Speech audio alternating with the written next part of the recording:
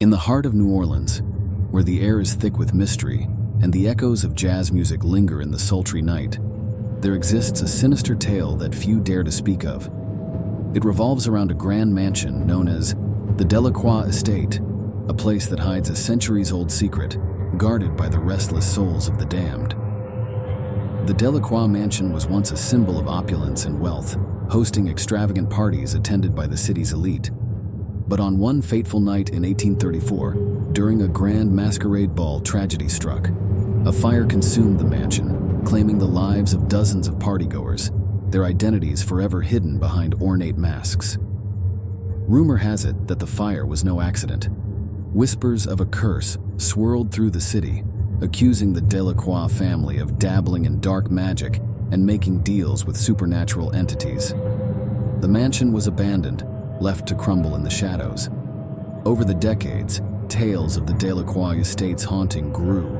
Locals claimed to hear phantom music drifting from the ruins on moonlit nights, the strains of a macabre waltz that called out to the living.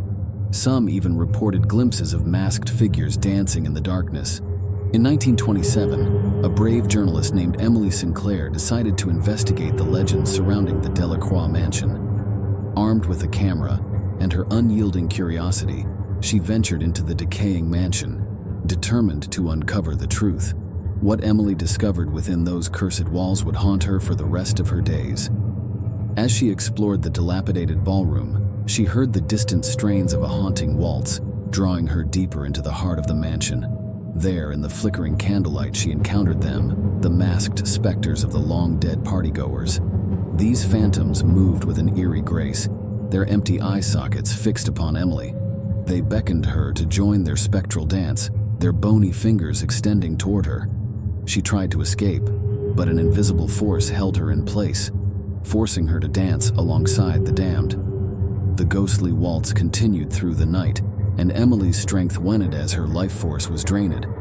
She could feel herself becoming one with the cursed souls who had perished in the fire. As dawn approached, the ghosts released her, leaving her a broken shell. Emily barely made it out of the mansion, her sanity hanging by a thread.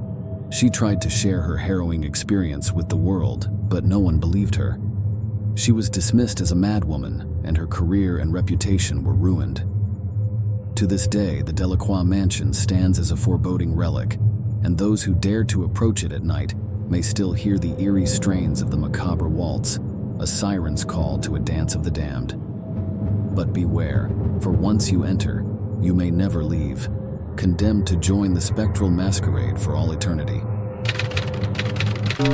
Nestled deep within the misty Appalachian Mountains, Briarwood Manor had stood for centuries as a silent sentinel of dread.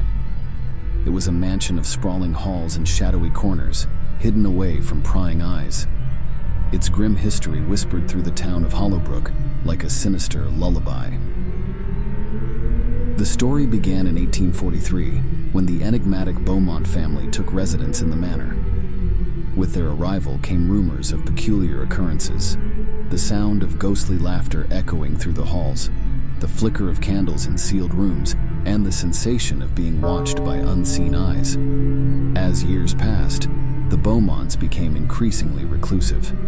They shunned the townsfolk, rarely venturing outside the manor's imposing gates. Children dared one another to approach the mansion, and only a brave few claimed to have glimpsed the family through the mansion's darkened windows, their faces twisted in anguish. In 1887, a renowned paranormal investigator named Dr. Elias Graves arrived in Hollowbrook, drawn by the legends surrounding Briarwood Manor. Armed with a journal of occult knowledge, he sought to unravel the mysteries that shrouded the mansion. Dr. Graves, along with his team of investigators, embarked on a relentless quest to uncover the secrets of the manor. They ventured into its labyrinthine corridors, armed with candles, cameras, and recording devices. But as they delved deeper into Briarwood, the very foundations of their understanding of reality began to crumble. They discovered a hidden chamber beneath the manor, adorned with bizarre symbols and esoteric writings.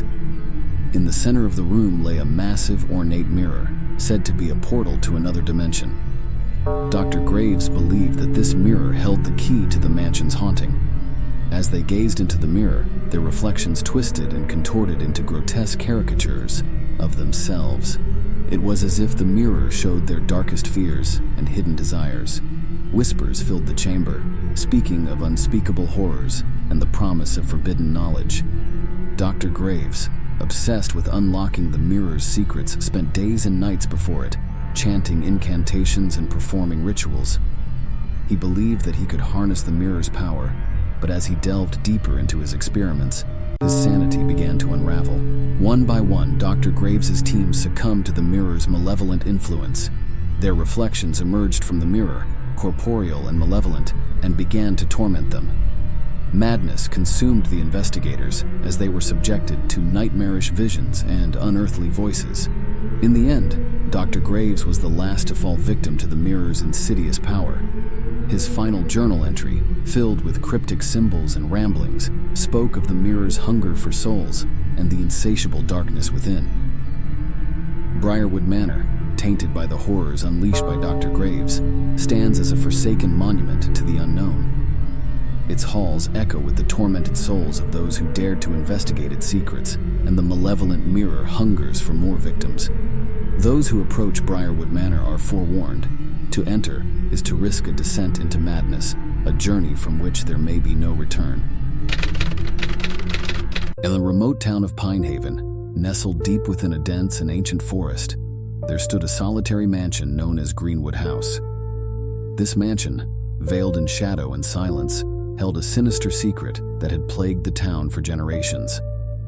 The tale began in the late 1800s when the enigmatic Greenwood family settled in Pinehaven. They were a reclusive and eccentric family, known for their obsession with the occult and forbidden knowledge. As whispers of their strange rituals and eerie experiments spread, the townsfolk grew wary. On a moonless night in the midst of a fierce storm, a chilling event occurred. The mansion's towering chimney was struck by lightning, causing a fire that consumed Greenwood House. The inferno claimed the lives of the entire family, or so it was believed. As the fire raged on, witnesses claimed to hear haunting whispers in the wind, whispers of anguish and despair, whispers of a curse that would forever bind the Greenwood family to the mansion. The townspeople were convinced that the family's malevolent spirits now roamed the forest, their voices carried by the whispering pines. Decades later, in 1979, a team of paranormal investigators arrived in Pinehaven, drawn by the legends surrounding Greenwood House. Among them was Dr. Isabella Ward, a renowned psychic and expert in the supernatural.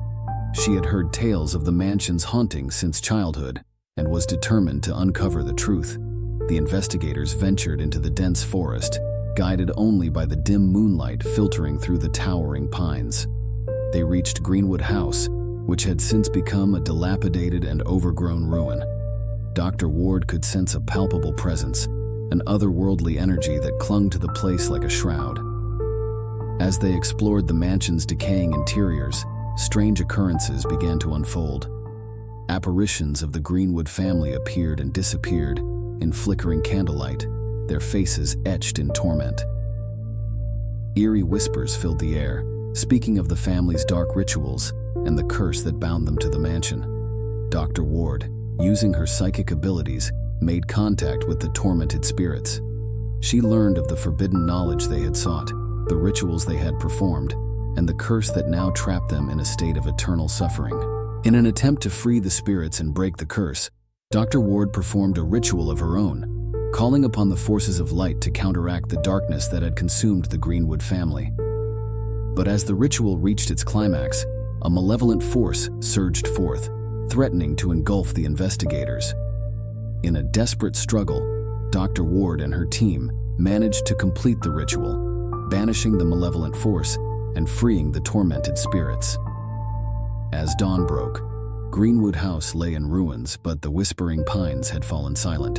To this day, Pinehaven stands as a town steeped in the legends of Greenwood House, and the forest that surrounds it bears witness to the echoes of the lost souls who once dwelt there. The mansion may be in ruins, but the curse has been lifted, and the whispering pines now guard a secret known only to the trees themselves.